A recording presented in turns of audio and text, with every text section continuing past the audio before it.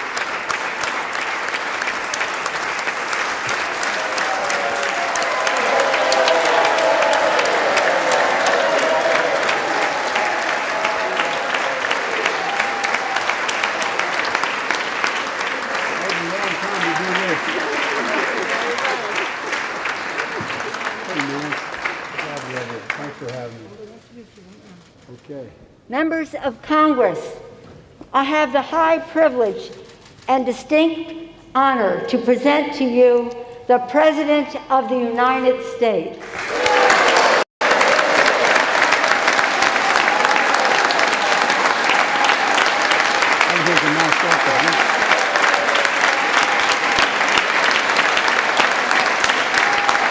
Thank you.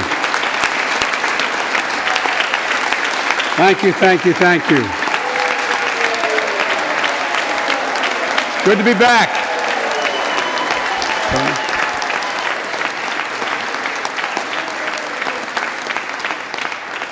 Mitch and Chuck will understand it's good to be almost home. Down the hall. Anyway, thank you all. Madam Speaker, Madam Vice President.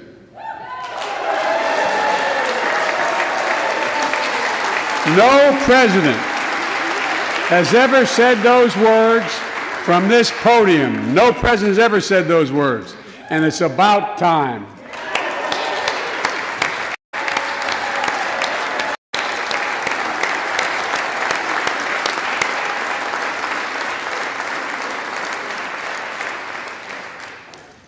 First Lady, I'm her husband. Second Gentleman, Chief Justice, members of the United States Congress and the Cabinet, distinguished guests, my fellow Americans. While the setting tonight is familiar, this gathering is just a little bit different.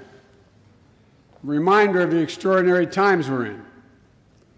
Throughout our history, presidents have come to this chamber to speak to Congress, to the nation, and to the world, to declare war, to celebrate peace, to announce new plans and possibilities. Tonight, I come to talk about crisis and opportunity, about rebuilding the nation, revitalizing our democracy, and winning the future for America. I stand here tonight, one day shy of the 100th day of my administration. 100 days since I took the oath of office and lifted my hand off our family Bible and inherited a nation, we all did, that was in crisis. The worst pandemic in a century, the worst economic crisis since the Great Depression, the worst attack on our democracy since the Civil War. Now, after just 100 days, I can report to the nation, America is on the move again.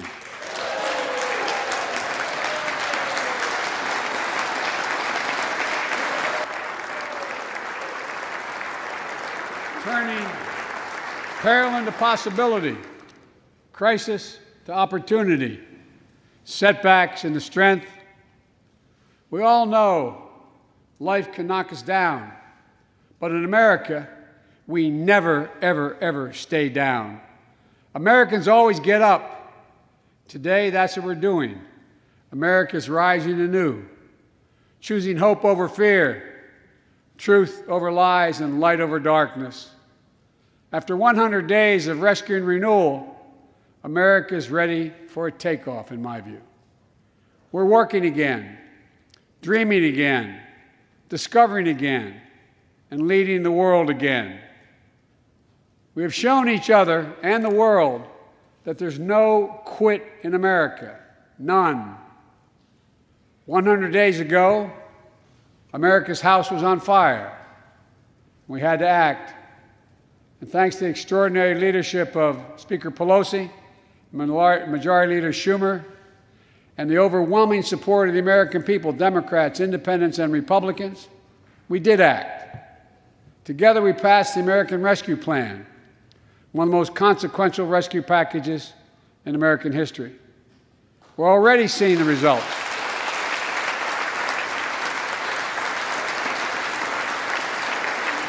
We're already seeing the results.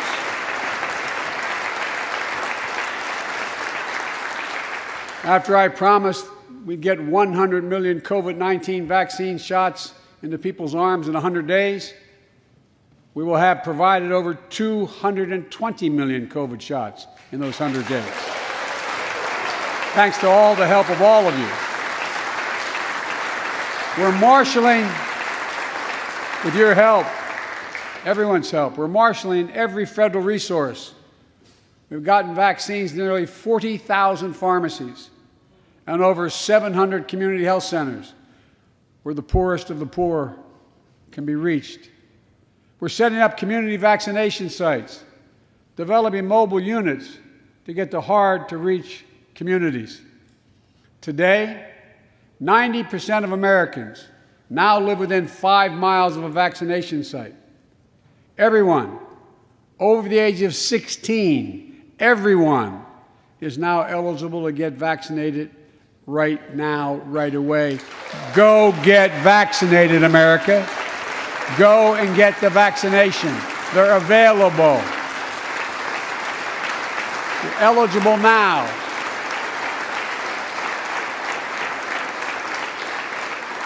When I was sworn in on January 20th, less than 1% of the seniors in America were fully vaccinated against COVID-19.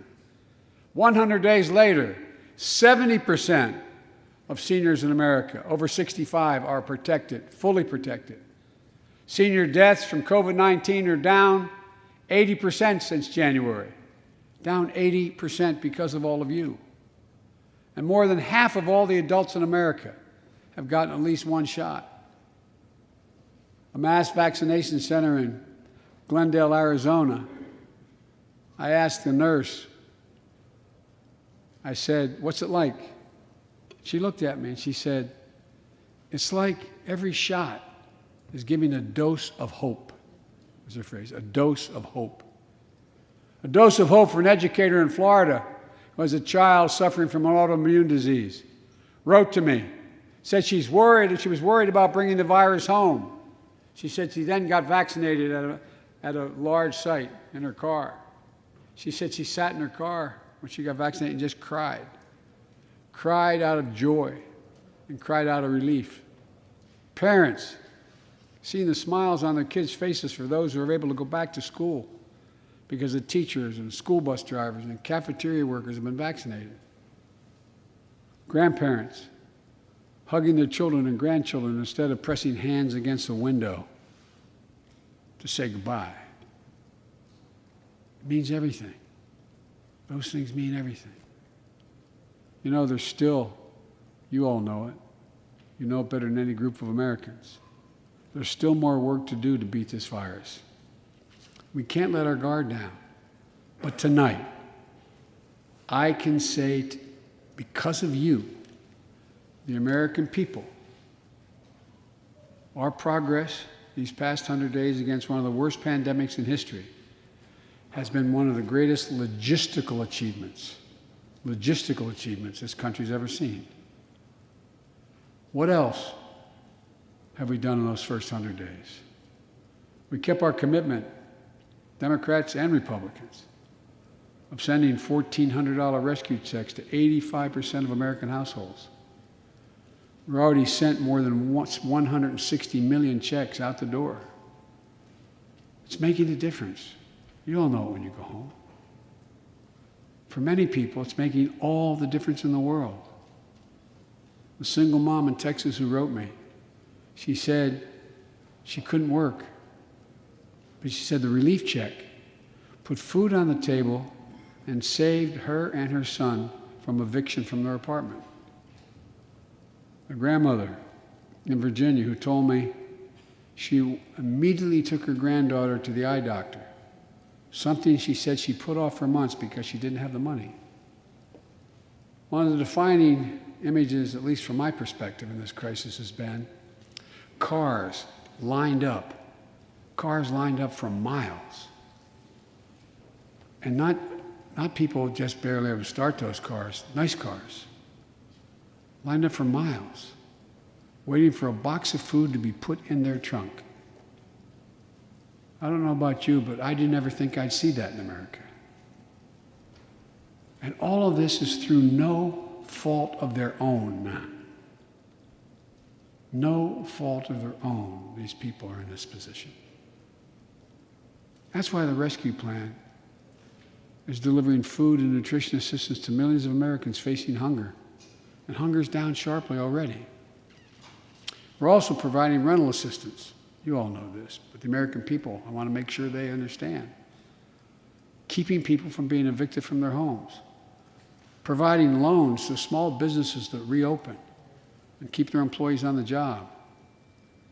During these 100 days, an additional 800,000 Americans enrolled in the Affordable Care Act when I established a special sign-up period to do that. 800,000 in that period. We're making one of the largest one-time ever investments, ever, in improving health care for veterans. Critical investments to address the opioid crisis. And maybe most importantly, thanks to the American Rescue Plan, we're on track to cut child poverty in America in half this year.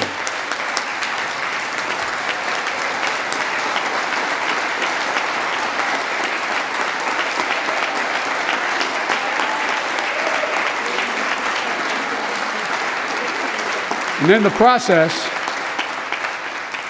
while this was all going on, the economy created more than 1,300,000 new jobs in 100 days. More jobs in the first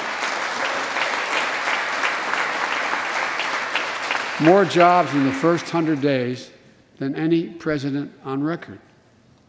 The International Monetary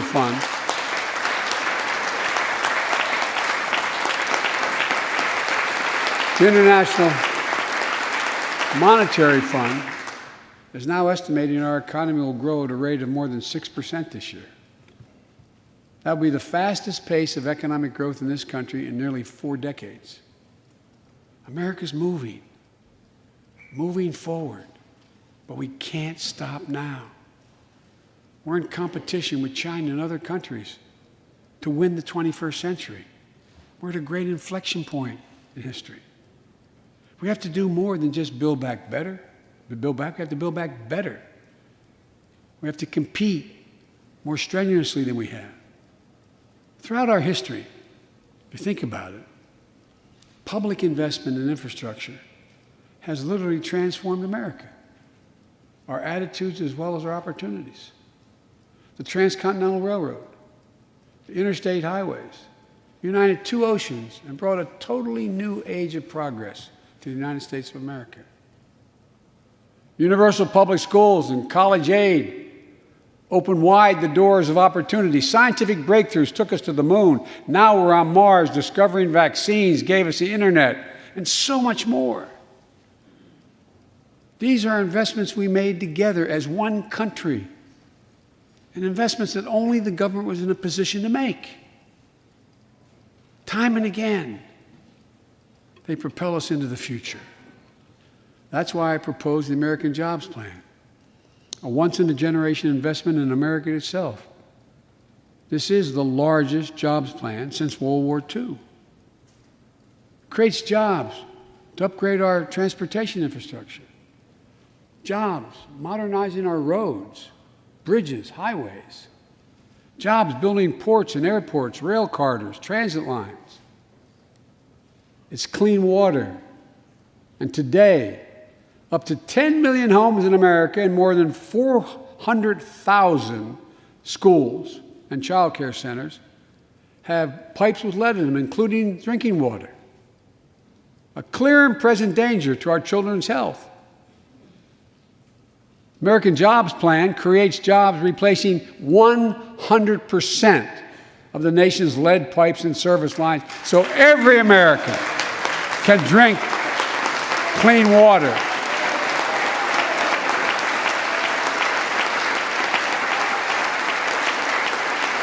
And in the process, it will create thousands and thousands of good-paying jobs.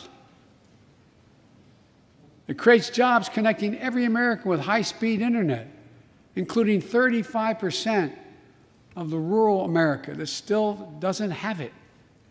It's going to help our kids and our businesses succeed in the 21st century economy. And I'm asking the Vice President to lead this effort, if she would, because I know it will get done. Creates jobs building a modern power grid. Our grids are vulnerable to storms, hacks, catastrophic failures with tragic results, as we saw in Texas and elsewhere during the winter storms. The American Jobs Plan will create jobs that lay thousands of miles of transmission lines needed to build a resilient and fully clean grid. We can do that. Look, the American Jobs Plan will help millions of people get back to their jobs and back to their careers. 2 million women have dropped out of the workforce during this pandemic. 2 million. And too often because they couldn't get the care they needed to care for their child or care for an elderly parent who needs help. 800,000 families are on the Medicare waiting list right now to get home care for their aging parent or loved one with disability. If you think it's not important, check out in your own district, Democrat or Republican, Democrat or Republican voters. Their great concern, almost as much as their children, is taking care of an elderly loved one who can't be left alone. Medicaid contemplated it, but this plan is going to help those families and create jobs for our caregivers with better wages and better benefits, continuing a cycle of growth.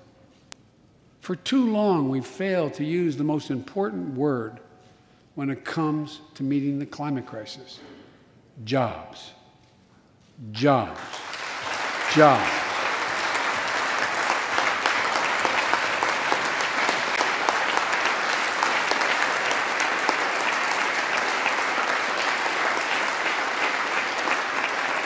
For me, when I think climate change, I think jobs. The American Jobs Plan will put engineers and construction workers to work building more energy-efficient buildings and homes. Electrical workers, IBEW members installing 500,000 charging stations along our highways so we can own the electric car market. Farmers planting cover crops so they can reduce the carbon dioxide in the air and get paid for doing it. Look, think about it. There is simply no reason why the blades for wind turbines can't be built in Pittsburgh instead of Beijing. No reason. None. No reason. So, folks, there's no reason why American workers can't lead the world in the production of electric vehicles and batteries. I mean, there is no reason. We have the capacity. We're the brightest, best trained people in the world The American Jobs Plan is going to create millions of good-paying jobs, jobs Americans can raise a family on. As my dad would then say, with a little breathing room. And all the investments in the American Job Plan will be guided by one principle: buy American. Buy American. And I might note parenthetically, that does not violate any trade agreement. It's been the law since the 30s. Buy American. American tax dollars are going to be used to buy American products made in America to create American jobs. That's the way it's supposed to be, and it will be in this administration.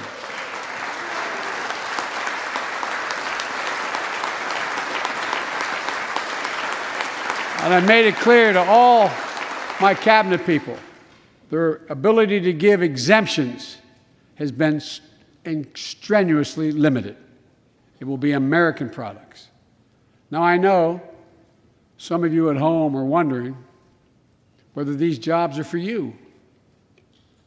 So many of you, so many of the folks I grew up with, feel left behind, forgotten, in an economy that's so rapidly changing. It's frightening.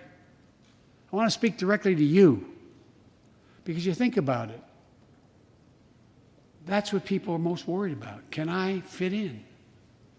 Independent experts estimate the American Jobs Plan will add millions of jobs and trillions of dollars to economic growth in the years to come. It is an 8-year program. These are good-paying jobs that can't be outsourced. Nearly 90% of the infrastructure jobs created in the American Jobs Plan do not require a college degree. 75% don't require an associate's degree. The American Jobs Plan is a blue-collar blueprint to build America. That's what it is.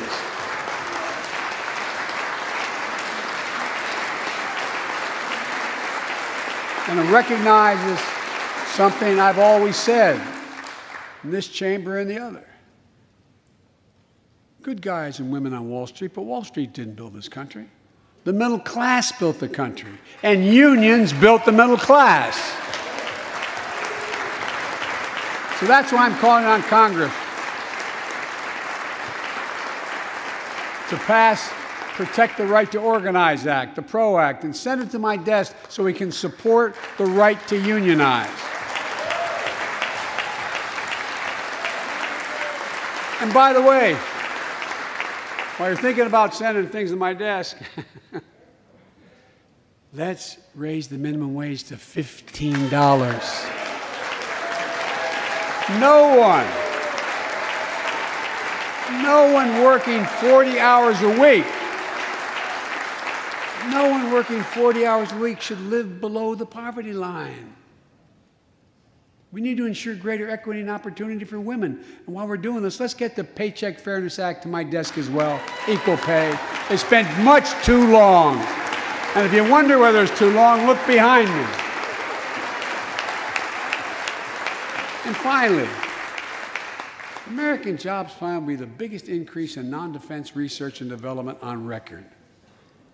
We'll see more technological change, and some of you know more about this than I do. We'll see more technological change in the next 10 years than we saw in the last 50. That's how rapidly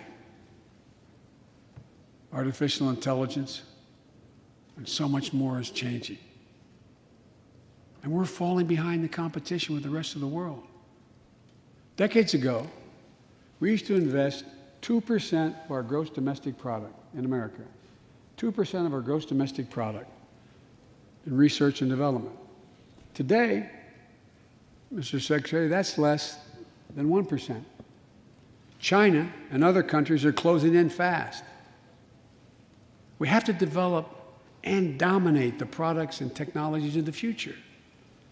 Advanced batteries, biotechnology, computer chips, clean energy. The Secretary of Defense can tell you, and those of you who work on national security issues know, the Defense Department has an agency called DARPA, the Defense Advanced Research Project Agency. that people who set up before I came here, and that's been a long time ago, to develop breakthroughs that enhance our national security. That's their only job. And it's a semi-separate agency. It's under the Defense Department. It's led to everything from the discovery of the internet to GPS and so much more that's enhanced our security. The National Institute of Health, the NIH, I believe, should create a similar advanced research projects agency for health. And here's what it would do. It would have a singular purpose: to develop breakthroughs to prevent, detect, and treat diseases like Alzheimer's, diabetes, and cancer. I'll still never forget when we passed the cancer proposal in the last year as vice president. Almost $9 million going to NIH. And if you excuse the point of personal privilege, I'll never forget you standing, Mitch, and saying, "Name it after my deceased son." It meant a lot. But so many of us have deceased sons, daughters, and relatives who died of cancer. I can think of no more worthy investment. I know of nothing that is more bipartisan. So let's end cancer as we know it. It's within our power. It's within our power to do it.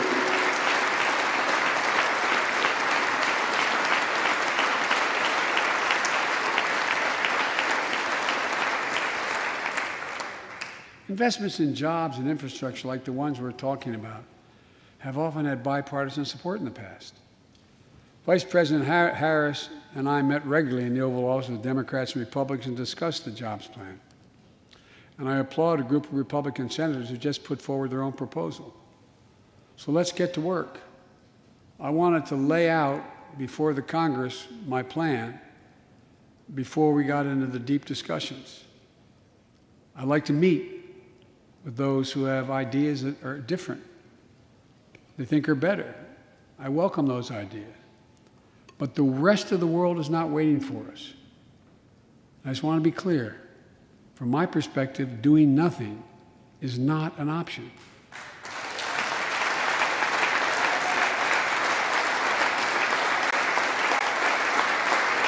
Look, we can't be so busy competing with one another that we forget the competition that we have with the rest of the world to win the 21st century. Secretary Blinken can tell you, I spent a lot of time with President Xi. Traveled over 17,000 miles with him. Spent, they tell me, over 24 hours in private discussions with him. When he called to congratulate him, we had a 2-hour discussion. He's deadly earnest about becoming the most significant, consequential nation in the world. He and others, autocrats, think that democracy can't compete in the 21st century with autocracies because it takes too long to get consensus. To win that competition for the future, in my view, we also need to make a once-in-a-generation investment in our families and our children. That's why I've introduced the American Families Plan tonight, which addresses 4 of the biggest challenges facing American families and in turn America. First is access to good education. When this nation made 12 years of public education universal in the last century, it made us the best educated, best prepared nation in the world. It's, I believe, the overwhelming reason that propelled us to where we got in the 20th century. But the world's caught up or catching up. They're not waiting. I would say parenthetically, if we were sitting down, we set a bipartisan committee together and said, okay, we're going to decide what we do in terms of government providing for free education. I wonder whether we'd think, as we did in the 20th century, that 12 years is enough in the 21st century. I doubt it. 12 years is no longer enough today to compete with the rest of the world in the 21st century. That's why my American Families Plan guarantees 4 additional years of public education for every person in America, starting as early as we can. The great universities in this country have conducted studies of the last 10 years. It shows that adding 2 years of universal high-quality preschool for every 3-year-old and 4-year-old, no matter what background they come from, puts them in the position to be able to compete all the way through 12 years and increases exponentially their prospect of graduating and going on beyond graduation. The research shows when a young child goes to school, not daycare, they're far more likely to graduate from high school and go to college or something after high school. When you add 2 years of free community college on top of that, you begin to change the dynamic. We can do that.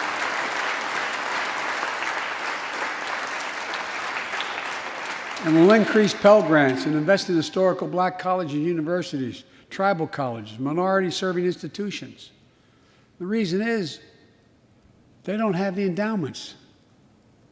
But their students are just as capable of learning about cybersecurity, just as capable of learning about metallurgy, all the things that are going on that provide those jobs of the future. Jill is a community college professor who teaches today as First Lady. She's long said, if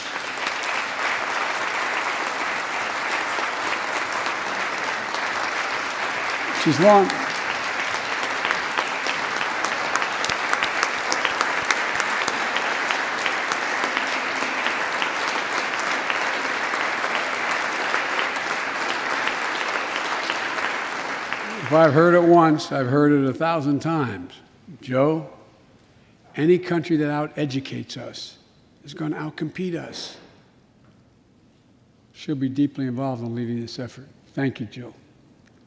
Second thing we need, American Families Plan will provide access to quality, affordable child care. We guarantee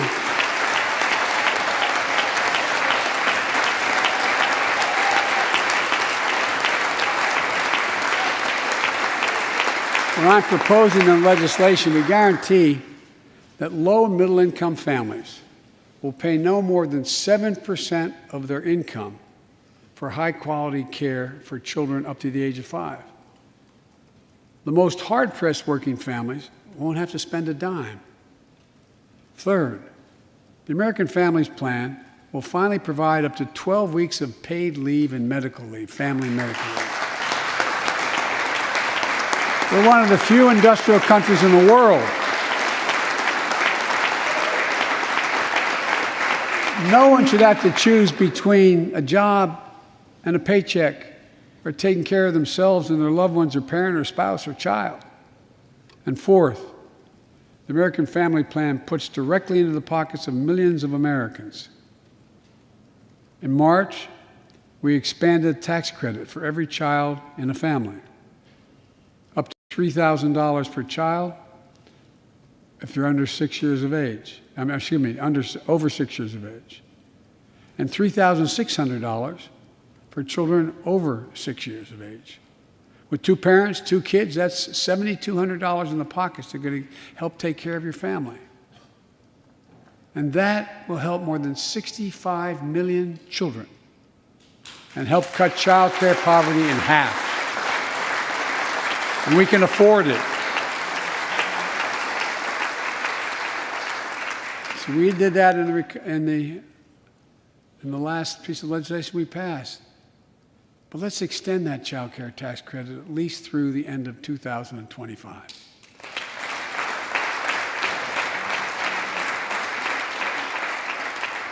The American Rescue Plan lowered health care premiums for 9 million Americans who buy their coverage under the Affordable Care Act. I know that's really popular this side of the aisle. But let's make that provision permanent so their premiums don't go back up.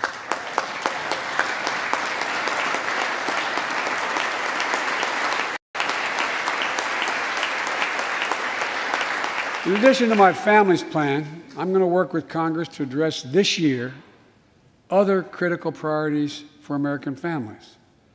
The Affordable Care Act has been a lifeline for millions of Americans, protecting people with pre-existing conditions, protecting women's health, and the pandemic has demonstrated how badly it's needed. Let's lower deductibles for working families on the Affordable Care Act. And let's lower prescription drug costs. We know how to do this.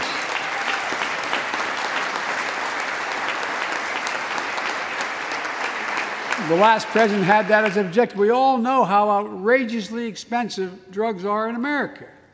In fact, we pay the highest prescription drug prices of anywhere in the world, right here in America. Nearly 3 times for the same drug, nearly 3 times what other countries pay. We have to change that, and we can. Let's do what we talked about for all the years I was down here in this body, in Congress. Let's give Medicare the power to save hundreds of billions of dollars by negotiating lower drug prescription prices.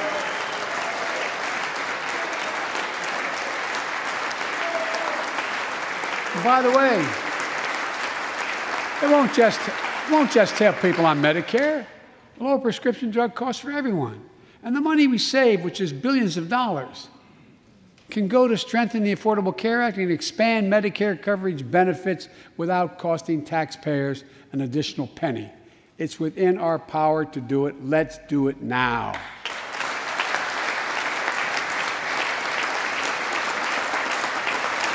We've talked about it long enough, Democrats and Republicans. Let's get it done this year. This is all about a simple premise. Health care should be a right, not a privilege in America.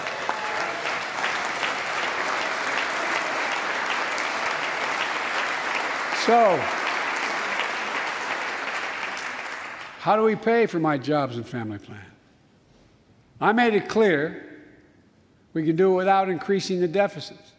Let's start with what I will not do. I will not impose any tax increase on people making less than $400,000. But it's time for corporate America and the wealthiest 1% of Americans to just begin to pay their fair share. Just their fair share.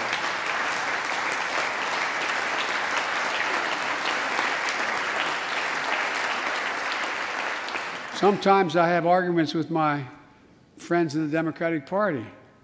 I think you should be able to become a billionaire and a millionaire, but pay your fair share.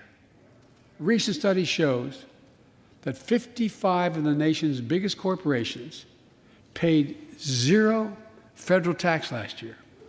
Those 55 corporations made in excess of $40 billion in profit. A lot of companies also evade taxes through tax havens in Switzerland and Bermuda and the Cayman Islands. And they benefit from tax loopholes and deductions for offshoring jobs and shifting profits overseas. It's not right. We're going to reform corporate taxes so they pay their fair share and help pay for the public investments their businesses will benefit from as well.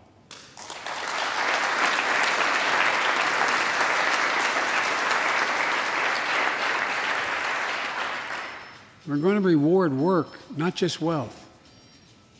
We take the top tax bracket for the wealthiest 1% of Americans, those making over $400,000 or more, back up to where it was when George W. Bush was president, when he started, 39.6%. That's where it was when George W. was president. We're going to get rid of the loopholes, allow Americans to make more than $1 million a year and pay a lower tax rate on their capital gains than Americans who receive a paycheck. We're only going to affect 0.3% of all Americans by that action, 0.3%. And the IRS is going to crack down on millionaires and billionaires who cheat on their taxes. It's estimated to be billions of dollars by think tanks that are left, right, and center. I'm not looking to punish anybody. But I will not add a tax burden, additional tax burden to the middle class in this country. They're already paying enough. I believe what I propose is fair, fiscally responsible, and it raises revenue to pay for the plans I propose and will create millions of jobs that will grow the economy and enhance our financial standing in the country. When you hear someone say they don't want to raise taxes on the wealthiest 1% or corporate America, ask them, whose taxes you want to raise? Instead, whose are going to cut? Look, the big tax cut of 2017. Remember, it was supposed to pay for itself. That was how it was sold. And generate vast economic growth. Instead, it added $2 trillion to the deficit. It was a huge windfall for corporate America and those at the very top. Instead of using the tax saving to raise wages and invest in research and development, it poured billions of dollars into the pockets of CEOs. In fact, the pay gap between CEOs and their workers is now among the largest in history. According to one study, CEOs make 320 times what the average worker in their corporation makes. It used to be below 100. The pandemic has only made things worse. 20 million Americans lost their job in the pandemic, working and middle-class Americans. At the same time, roughly 650 billionaires in America saw their net worth increase by more than $1 trillion in the same exact period. Let me say it again. 650 people increased their wealth by more than $1 trillion during this pandemic. And they're now worth more than $4 trillion. My fellow Americans, trickle-down economics has never worked. And it's time to grow the economy from the bottom and the middle out.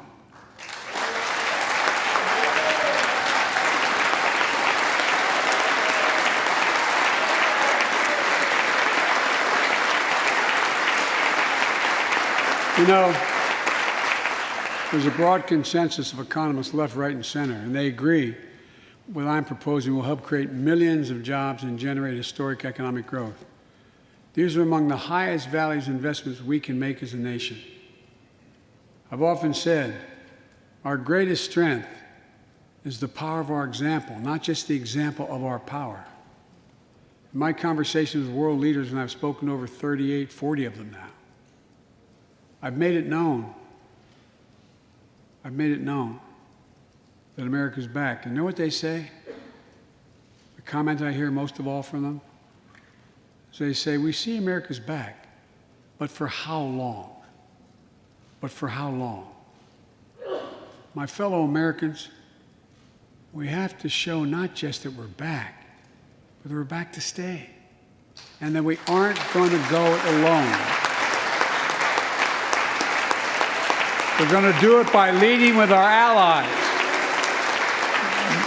No one nation can deal with all the crises of our time, from terrorism to nuclear proliferation, mass migration, cybersecurity, climate change, as well as what we're experiencing now, the pandemics. There's no wall high enough to keep any virus out.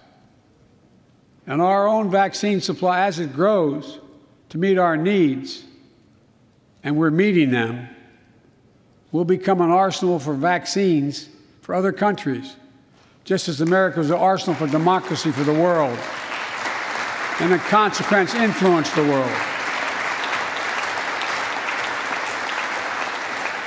But every American will have access before that occurs. Every American will have access to be fully covered by COVID-19 from the vaccines we have. Look, the climate crisis is not our fight alone, it's a global fight. The United States accounts, as all of you know, less than 15% of carbon emissions. The rest of the world accounts for 85%. That's why I kept my commitment to rejoin the Paris Accord, because if we do everything perfectly, it's not going to ultimately matter.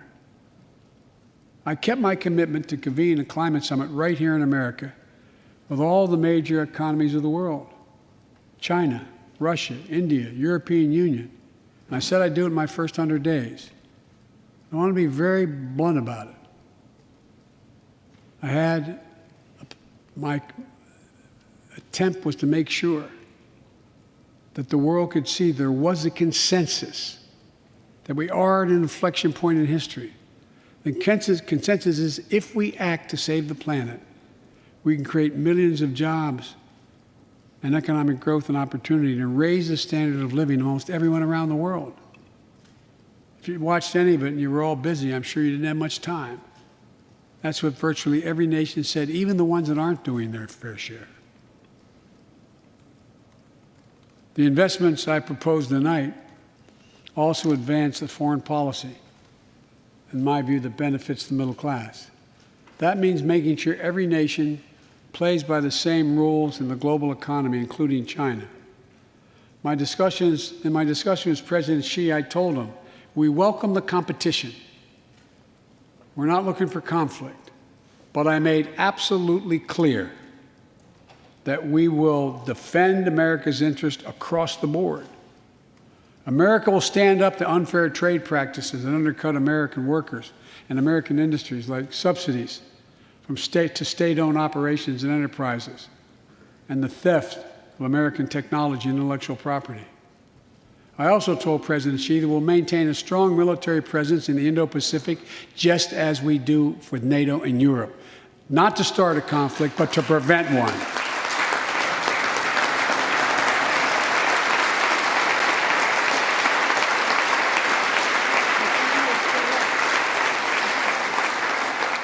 I told them what I've said to many world leaders, that America will not back away from our commitments, our commitment to human rights and fundamental freedoms and to our alliances.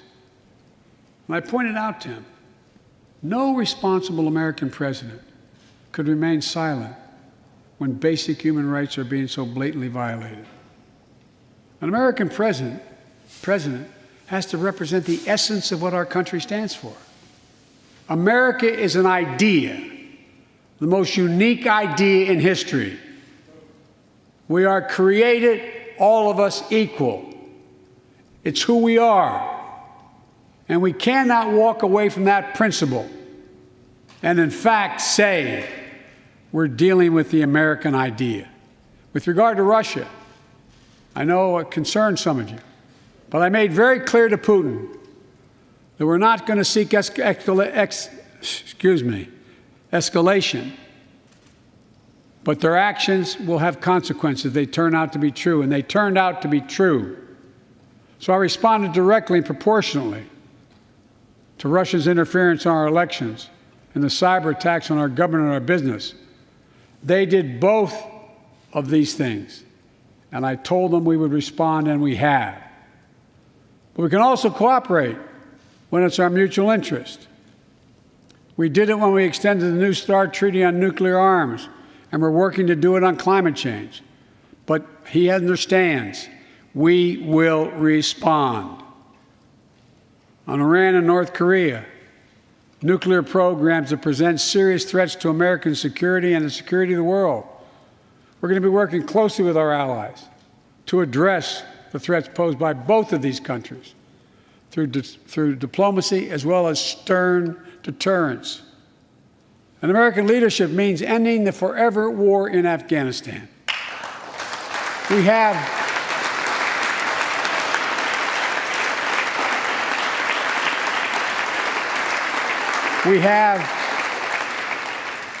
without hyperbole, the greatest fighting force in the history of the world. I'm the first president in 40 years who knows what it means to have a son serving in a war zone. Today, we have service members serving in the same war zone as their parents did. We have service members in Afghanistan who are not yet born on 9/11. The war in Afghanistan, as we remember the debates here, were never meant to be multi-generational undertakings of nation building. We went to Afghanistan to get the terrorists who attacked us on 9/11. And we said we would follow Osama bin Laden to the gates of hell to do it. If you've been in the upper Konar Valley, you've kind of seen the gates of hell. And we delivered justice to bin Laden. We degraded the terrorist threat of al-Qaeda in Afghanistan. And after 20 years of valor, and sacrifice, it's time to bring those troops home. Look,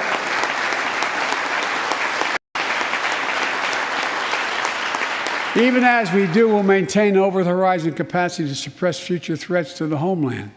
And make no mistake, in 20 years, terrorism has metastasized. The threat has evolved way beyond Afghanistan. Those of you in the intelligence committees, the foreign relations committee, defense committees, you know well we have to remain vigilant against the threats to the United States wherever they come from. Al-Qaeda and ISIS are in Yemen, Syria, Somalia, other places in Africa, in the Middle East, and beyond. And we won't ignore what our intelligence agencies have determined to be the most lethal terrorist threat to the homeland today. White supremacy is terrorism. We're not going to ignore that either. My fellow Americans, look, we have to come together to heal the soul of this nation. It was nearly a year ago before her father's funeral when I spoke with Gianna Floyd, George Floyd's young daughter. She's a little tyke, so I was kneeling down to talk to her so I could look her in the eye. She looked at me, she said, "My daddy changed the world." Well, after the conviction of George Floyd's murderer, we can see how right she was if we have the courage to act as a Congress. We've all seen the knee of injustice on the neck of Black Americans. Now's our opportunity to make some real progress. The vast majority of men and women wearing a uniform and a badge serve our communities, and they serve them honorably. I know them. I know they want.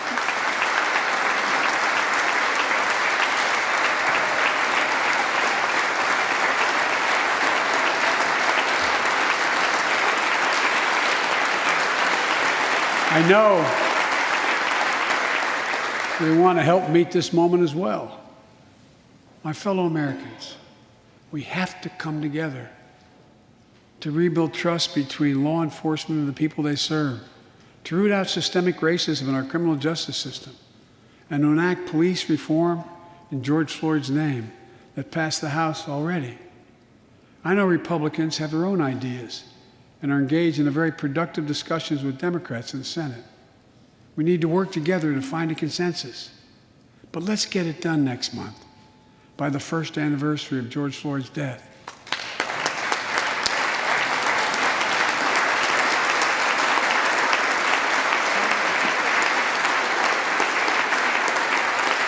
The country supports this reform, and Congress should act.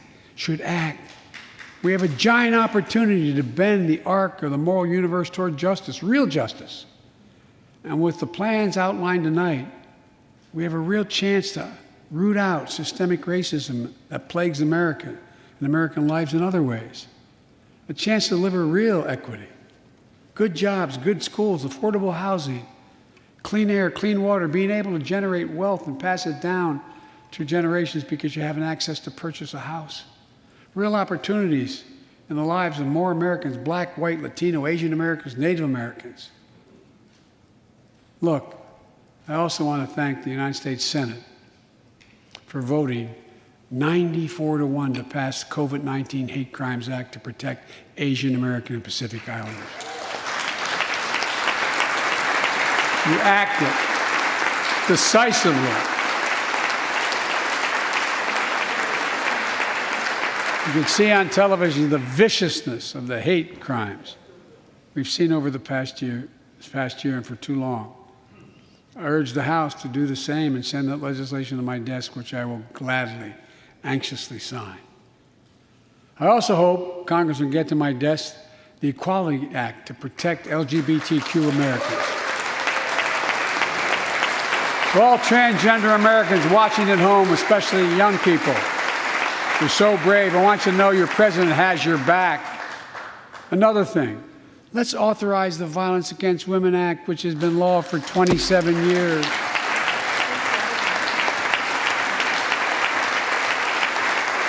27 years ago, I wrote it. It'll close the act that has to be authorized now, will close the boyfriend loophole to keep guns out of the hands of abusers. The court order said this is an abuser. You can't own a gun. It's to close that loophole that existed. You know, it's estimated that 50 women are shot and killed by an intimate partner every month in America. 50 a month. Let's pass it and save some lives.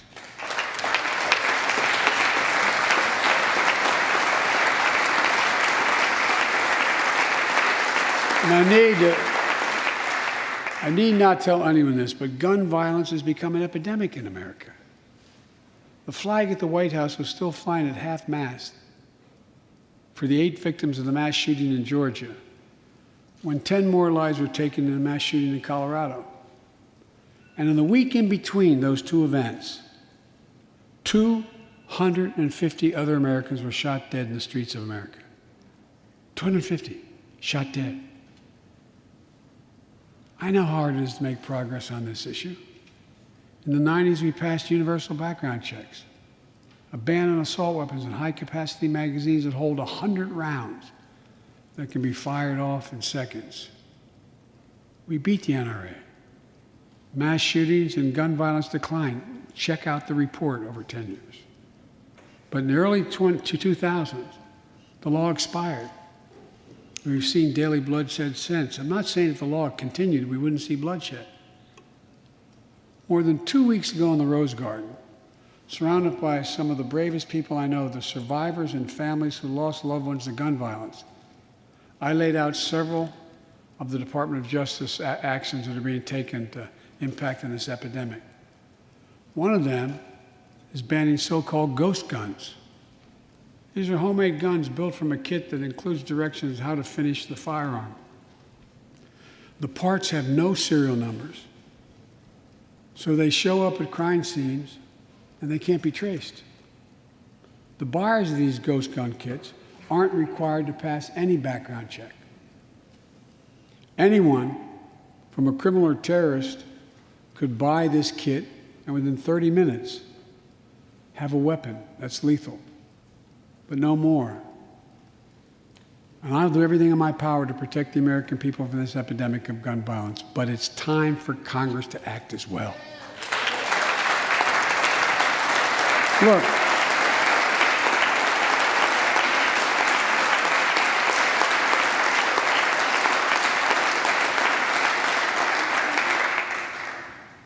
I don't want to become confrontational, but we need more Senate Republicans to join the overwhelming majority of Democratic colleagues and close the loopholes required in background check purchases of guns. We need a ban on assault weapons and high-capacity magazines. And don't tell me it can't be done. We did it before and it worked.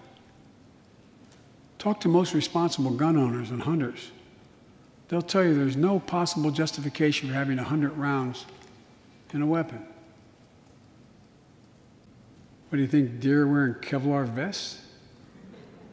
They'll tell you that there are too many people today who are able to buy a gun but shouldn't be able to buy a gun.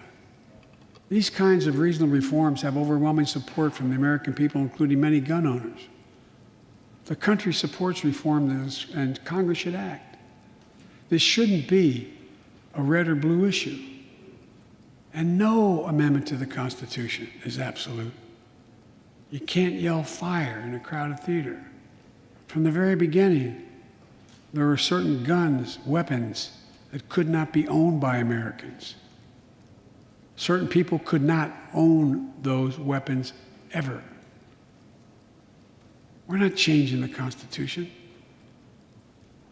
We're being reasonable. I think this is not a Democrat or Republican issue. I think it's an American issue. And here's what else we can do.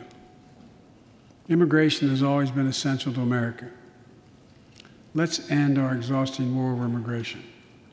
For more than 30 years, politicians have talked about immigration reform, and we've done nothing about it. It's time to fix it.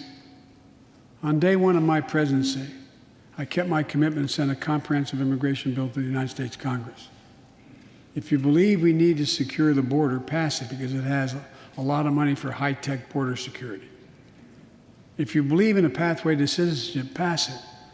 There's over 11 million undocumented folks, the vast majority of here overstaying visas. Pass it. We can actually, if you actually want to solve a problem, I've sent a bill to take a close look at it. We also have to get at the root problem of why people are fleeing, particularly to our southern border from Guatemala, Honduras, and El Salvador. The violence, the corruption, the gangs, the political instability, hunger, hurricanes, earthquakes, natural disasters. When I was president, when I was vice president, the president asked me to focus on providing help needed to address the root causes of migration. And it helped keep people in their own countries instead of being forced to leave. The plan was working, but the last administration decided it was not worth it. I'm restoring the program and asked Vice President Harris to lead our diplomatic effort to take care of this. I have absolute confidence she'll get the job done. Now look, if you don't like my plan, let's at least pass what we all agree on. Congress needs to pass legislation this year to finally secure protection for dreamers. The young people who've only known America as their home. And permanent protection for immigrants who are here on temporary protective status who came from countries beset by man-made and natural-made violence and disaster. As well as a pathway to citizenship for foreign workers who put food on our tables. Look, immigrants have done so much for America during this pandemic and throughout our history. The country supports immigration reform. We should act. Let's argue over it. Let's debate it. But let's act. And if we truly want to restore the soul of America, we need to protect the sacred right to vote. Most people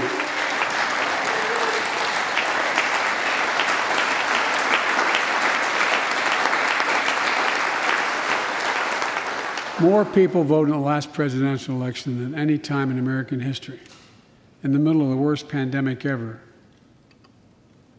It should be celebrated. Instead, it's being attacked. Congress should pass H.R. 1 and the John Lewis Voting Rights Act and send it to my desk right away. The country supports it, and Congress should act now. Look, in conclusion, as we gather here tonight, the image of a violent mob assaulting this Capitol, desecrating our democracy, remain vivid in all our minds. Lives were put at risk, many of your lives. Lives were lost. Extraordinary courage was summoned. The insurrection was an existential crisis, a test of whether our democracy could survive, and it did. But the struggle is far from over. The question of whether our democracy will long endure is both ancient and urgent. As old as our republic, still vital today. Can our democracy deliver on its promise that all of us, created equal in the image of God, had a chance to lead lives of dignity, respect, and possibility? Can our democracy deliver to the most pressing needs of our people? Can our democracy overcome the lies, anger, hate, and fears that have pulled us apart? America's adversaries, the autocrats of the world, are betting we can't. And I promise you, they're betting we can't. They believe we're too full of anger and division and rage. They look at the images of the mob that assaulted the Capitol as proof that the sun is setting on American democracy. But they're wrong. You know it, I know it. But we have to prove them wrong. We have to prove democracy still works, that our government still works, and we can deliver for our people. In our first 100 days together, we've acted to restore people's faith in democracy to deliver. We're vaccinating the nation. We're creating hundreds of thousands of new jobs. We're delivering real results to people. They can see it, feel it in their own lives. Opening doors of opportunity, guaranteeing some more fairness and justice. That's the essence of America. That's democracy in action. Our Constitution opens with the words, as trite as it sounds, we the people. Well, it's time to remember that we the people are the government, you and I, not some force in a distant capital, not some powerful force that we have no control over. It's us. It's we the people. In another era, when our democracy was tested, Franklin Roosevelt reminded us, in America, we do our part. We all do our part. That's all I'm asking, that we do our part, all of us. That if we do that, we will meet the center challenge of the age by proving that democracy is durable and strong. Autocrats will not win the future. We will. America will. And the future belongs to America. As I stand here tonight before you in a new and vital hour of life and democracy of our nation, and I can say with absolute confidence, I have never been more confident or optimistic about America. Not because I'm president, because of what's happening with the American people. We've stared into the abyss of insurrection and autocracy, pandemic and pain, and we, the people, did not flinch. At the very moment our adversaries were certain we'd pull apart and fail, we came together, we united. With light and hope, we summoned a new strength, new resolve to position us to win the competition of the 21st century. On our way to a union more perfect, more prosperous, and more just, as one people, one nation, and one America. Folks, as I told every world leader I've ever met with over the years, it's never, ever, ever been a good bet to bet against America, and it still isn't. We're the United States of America. There's not a single thing, nothing beyond our capacity. We can do whatever we set our minds to if we do it together. So let's begin to get together. God bless you all, and may God protect our troops. Thank you for your patience.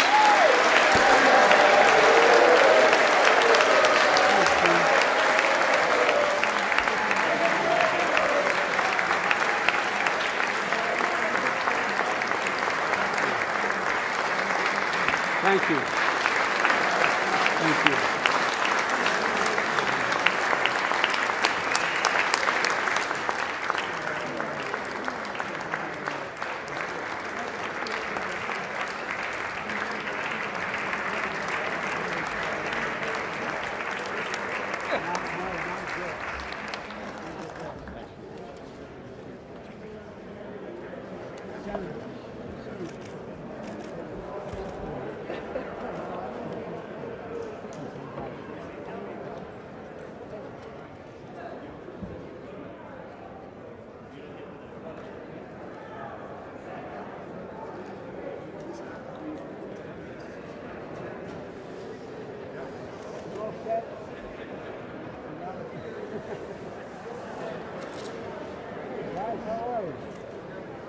Bobby, how you doing? Good. How's Mom? Good. Give her my love. Watch out for that one. Be nice to her. Stanton. Thanks.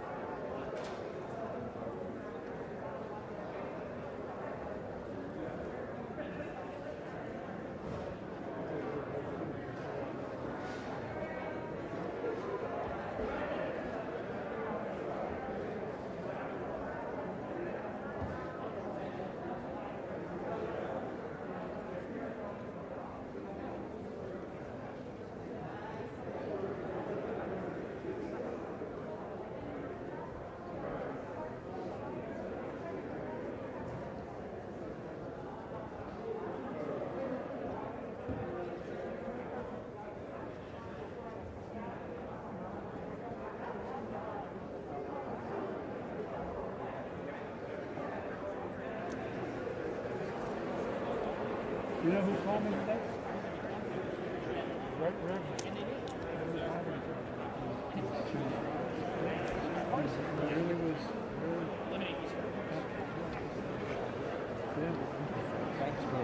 Hey, Mr. President, I'm a sheriff from Texas, the most diverse county in the entire country, Fort County. I want to help with the criminal justice reform. I want to be part of it. It's needed, so I don't know how to reach out to you, but I have the experience. My name is Troy Nams. I'm the sheriff in Fort Bend County, and it's honored to be a part of it. Now, I don't want to hurt your reputation, but every single year, obviously, I was the only Democrat, the sheriff, this one, I'm not a sheriff. I'm just a doctor. I can do a whole lot of good in that conversation. Sheriff, All right, sir. I'm looking forward to it. Yeah, Mr. President, thanks for what you said about Kamala. You have to do it. Make sure that it means so much to me.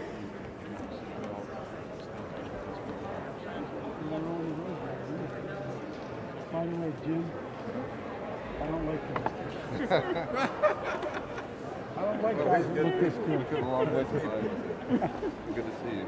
Had to get it calibrated. By the way, yeah, he got guns as big as mine. And I thought I was a pretty good actor. We were sitting next to each other.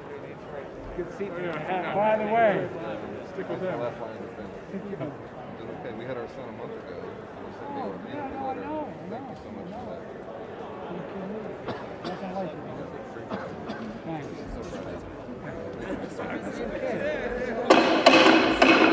The chair declares the joint session of the two houses now dissolved.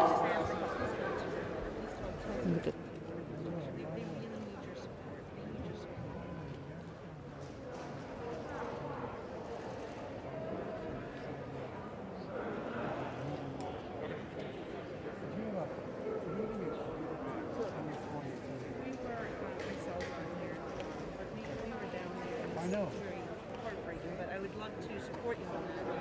Also on the T&I committee. Okay. I think there's ways we can work I together. want to talk to you. Thank you. Change.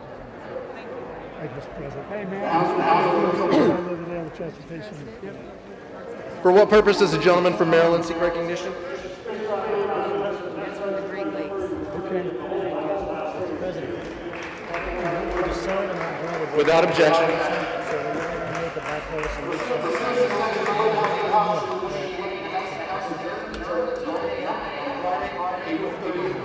Thank you.